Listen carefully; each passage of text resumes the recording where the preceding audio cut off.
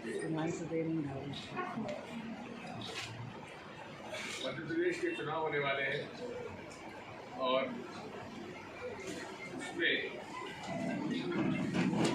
विधानसभा सीटों पर जहाँ लगातार कांग्रेस हार रही है उस पर विशेष तौर पर मुझे और रामेश्वर दीघा जी को जिम्मेदारी सौंपी है कि जाकर हम लोग देखें क्या किया जा सकता है जिससे कि हम लोग क्षेत्रों में जहाँ कांग्रेस कमजोर है हम लोग कर सके उसकी तैयारी की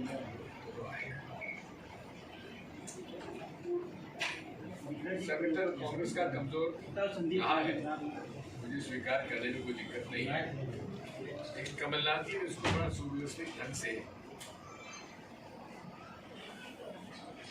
पूरा ढांचा तैयार करने का उन्होंने जो प्रोग्राम बनाया है उसमें हर विधानसभा सीट को बांट दिया गया है मंडल सेक्टर में 10 से 15 पोलिंग बूथ पर एक मंडल, 3 से 5 पोलिंग बूथ पर एक सेक्टर और नीचे पोलिंग बूथ कमेटी। पहले भी प्रयास होता था लेकिन इतना व्यवस्थित ढंग से और इतना कंसिस्टेंट तरीके से नहीं होता। इस प्रदेश में लड़ाई भाजपा और कांग्रेस के बीच में कुछ राजनीतिक दल भाजपा के सहयोग के लिए केंद्रीय चुनाव लड़ाते हैं कांग्रेस का वोट काटने के लिए।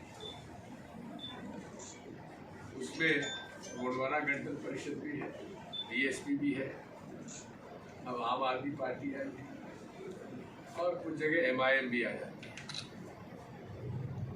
जो कि पूरे तरीके से भाजपा के समर्थन से और भाजपा के सहयोग उनके मदद के लिए चुनाव लड़ती है। लगभग 20 साल से कांग्रेस विपक्ष 15 महीने कमलनाथ जी की सरकार छोड़ तो 18.5 साल से ज्यादा भाजपा सरकार में रही है। यदि आप 2003, 2008, 2013, 2018 का चुनाव घोषणा पत्र भारतीय जनता पार्टी का देखिए कितने वादे उनके पूरे हुए, कितने वादे उन्होंने पूरे किए। किसानों का कर्जा माफ करने का वादा कई बार कर चुके, लेकिन कांग्रेस ने कर्जा माफी की शुरुआत कर दी थी 18 में, जो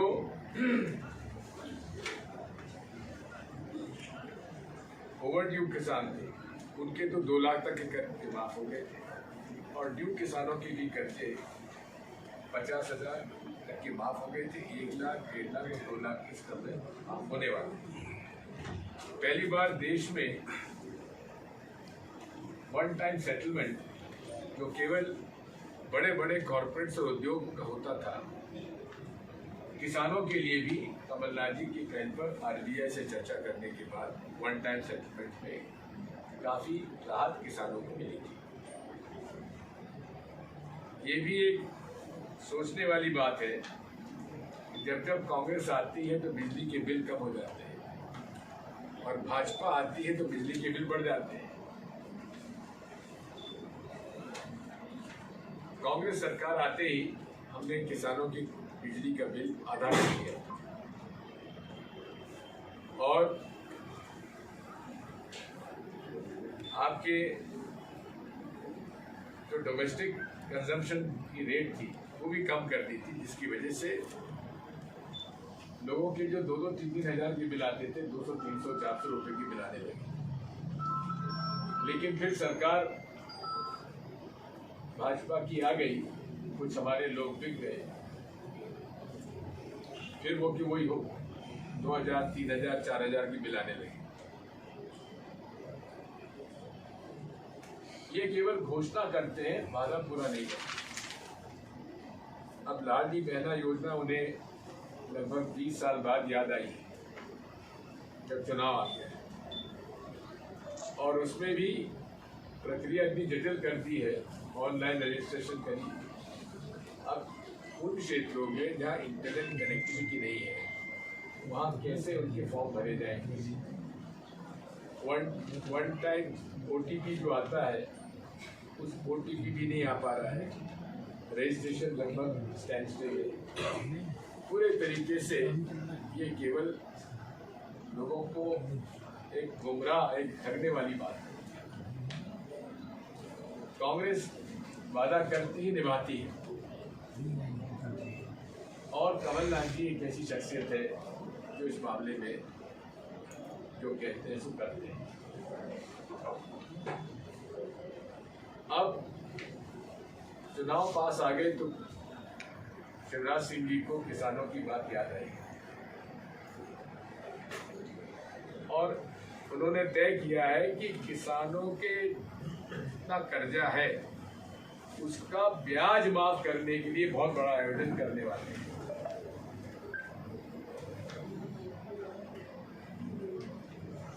आज हालत ये है कि पंचायती राज की पूरी व्यवस्था ठप है।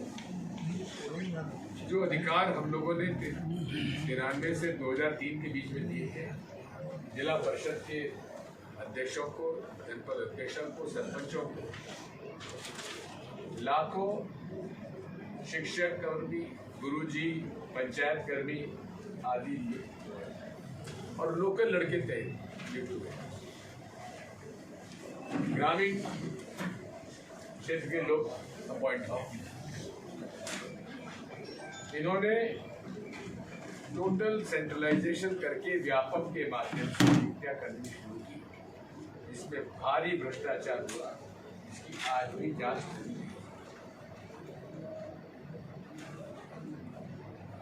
आदिवासी यहाँ दुखी है, परेशान है।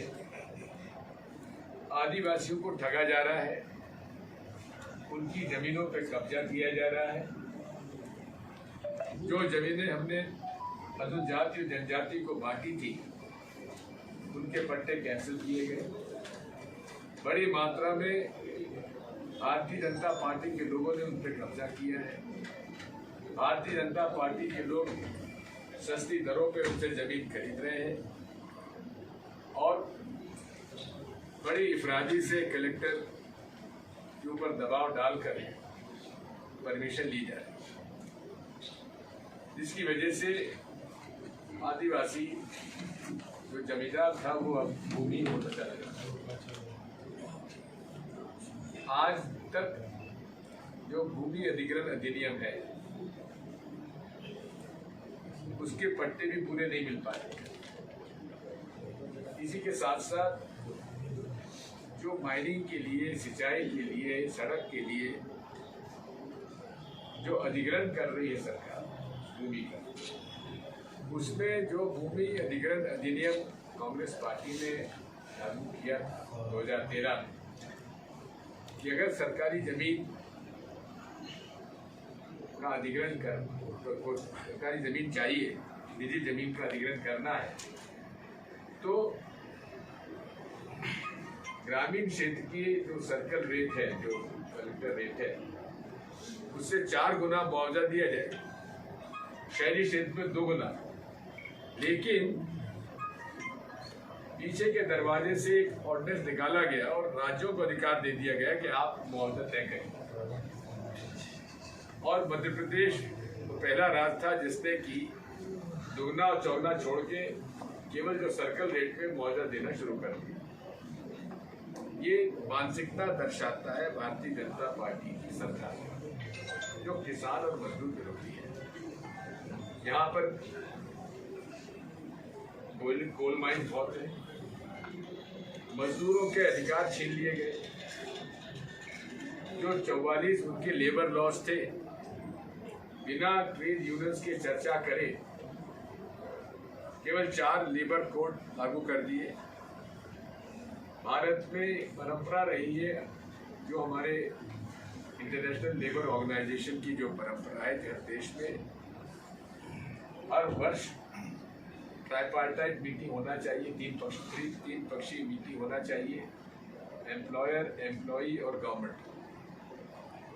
2014 के बाद आज तक प्रधानमंत्री जी ने मीटिंग नहीं की और लेबर कोड लागू कर दिए बिना यूनियन से चर्चा करें। पूरे लेबर लॉ तो लेबर कोड कर दिया।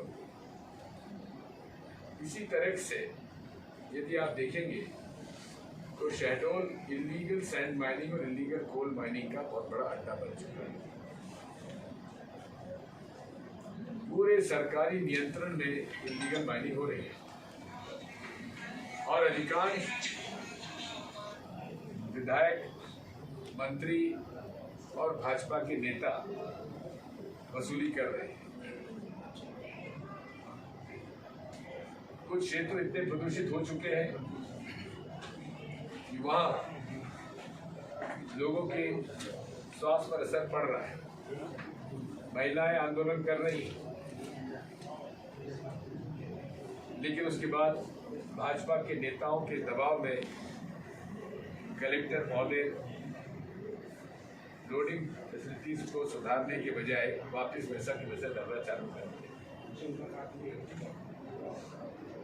कहने के का मतलब यह है कि साफ तौर पर भारतीय जनता पार्टी की सरकार पिछले 20 सालों में केवल स्वयं के हित का काम करती रही, जनहित का काम नहीं कर रही।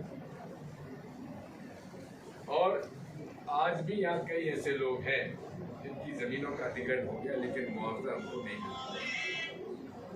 जो रिहैबिलिटेशन, रीसेटलमेंट, पुनर्वास होना चाहिए था वो नहीं होता। आदिवासी परेशान है, उनका हक मारा जा रहा है, उनका शोषण हो रहा है। मैं इतना ही कहूँगा कि पूरे प्रदेश में आम जनता परिवर्तन चाहती है और मुझे विश्वास है कि हम लोग इस बार जनता का जो एक मन बन चुका है